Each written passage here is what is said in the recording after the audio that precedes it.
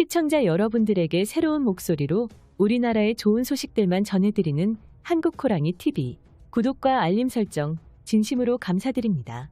최근 미국 언론 CNN에서 한국산 전투기인 KF-21 전투기가 41차 비행을 완료하고 42차 비행까지 코앞에 다가온 가운데 폴란드와 사우디 등 대한민국의 우호적인 국가들까지 참여를 고려하면서 KF-21 전투기의 해외 수출에 관한 세계적인 전망이 매우 높다고 깜짝 발표했습니다. 미국 CNN에 따르면 통상 규모의 경제로 표현되는 전투기의 현실적인 가격은 300대 생산을 기점으로 손익분기점 또는 합리적 기체 단가라고 이야기합니다. 따라서 미국 CNN의 전망이 성립되려면 KF-21은 300대 이상 생산이 가능한 생산 라인이 구축되어야 하고 또 예상 수출 규모 또한 200대 이상이 되어야 하는데요.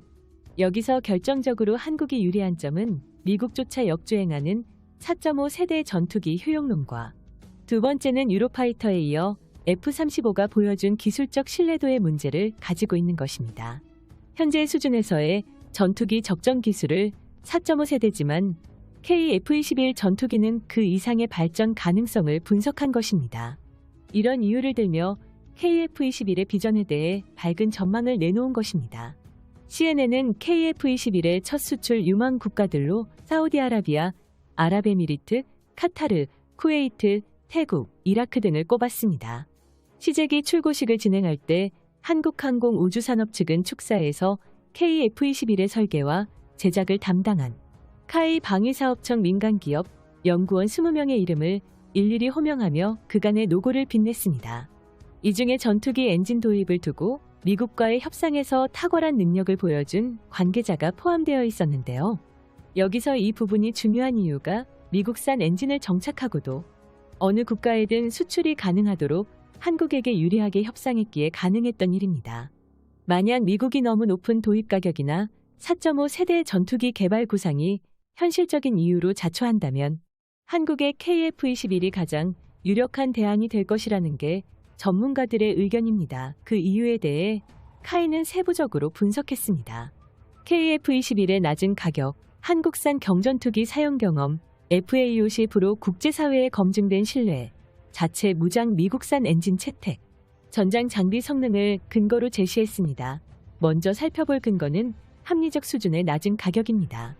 막연히 가격이 낮을 것이라는 추측이 아니라 CNN은 타당한 근거도 함께 제시하고 있습니다.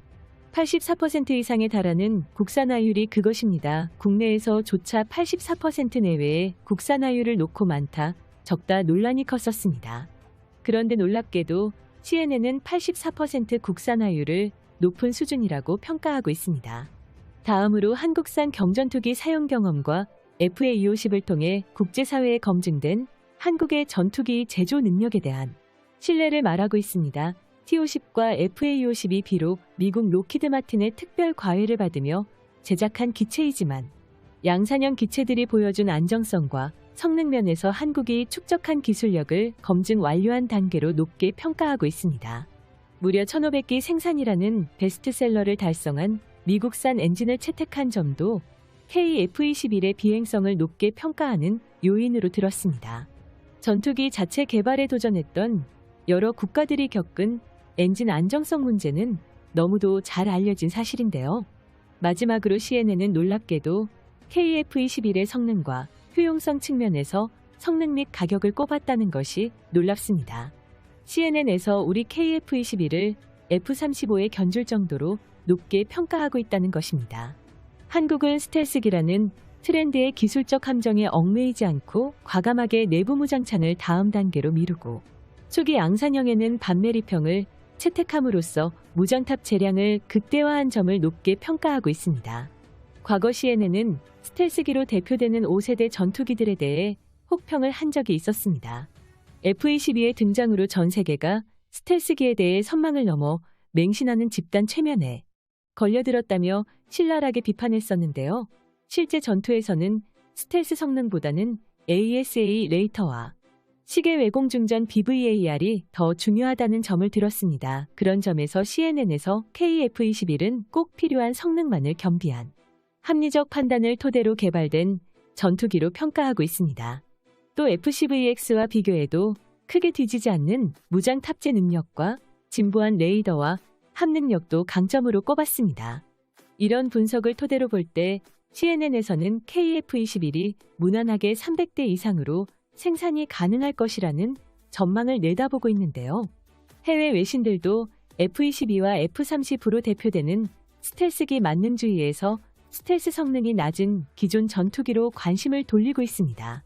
저렴한 기종을 단기간 내 실전 배치해 F-35의 작전 투입 비중을 낮추겠다는 것입니다. 이는 작전 투입이 줄어들면 F-35의 운영 유지 부담도 덜 수 있기 때문인데요. 미 공군은 지난해 7월 FCVX 144대를 도입하기 위해 보잉과 228억 달러인 약 26조 원 규모의 FCVX 전투기 조달 계약을 체결했습니다. KF-21과 비교되는 고성능을 지닌 신형 FCVX의 미 공군 기체단가는 대당 8천만 달러인 약 875억 원으로 알려져 있습니다. 프로그램 단가는 기체당 1,800억 원에 달합니다. 즉 F-35A와 별 차이가 없다는 것이죠. 그러자 미군군은 첨단 가상환경 프로그램을 사용해 설계 기간을 대폭 단축하고 기존 기술을 최대한 활용해 FCVX와 유사한 4.5 세대 전투기를 단기간 내에 개발시켜 배치하자는 주장도 등장했습니다. 그런데 4.5 세대 전투기 개발 구상은 미 의회의 시각이 부정적입니다. 여러 이유가 있겠지만 정치권과 대의의 로비 문화가 보편화된 미국 정치 생태계에 비추어 볼 때 록히드 마틴의 반발과 방해는 불을 보듯 뻔하며 미국산 전투기의 가격이 형성되는 과정에서 규모의 경제인 시장 논리 외에도 추가적인 가격 폭탄을 추가할 소지가 다분하다는 이야기입니다. 일반적으로 미국을 군산복합체로 표현합니다. 반면 유럽은 전투기 기술을 기존의 4세대에서 6세대로 급속하게 발전시키는 퀀텀 점프를 구상 중입니다. 그러나 일부 전문가들은 이 구상은 실제로 실현 불가능한 목표를 내세워 유로파이터의 실패로 인한 여론 잠재우기용 사기극으로 본다는 의견을 제기하고 있습니다. 따라서 현재 가장 현실적인 대안은 미국의 FCVX와 유사한 4.5 세대 전투기 개발입니다.